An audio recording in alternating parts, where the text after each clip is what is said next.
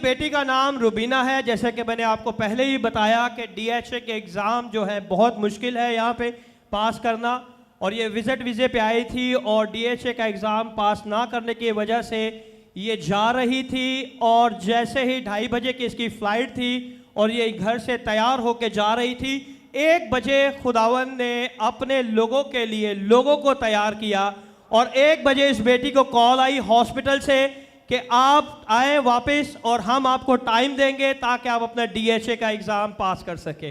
ज़ोरदार तालियां बजाएं। खुदावन अपने लोगों के लिए बहुत मौजूद करने की कुदरत रखता है।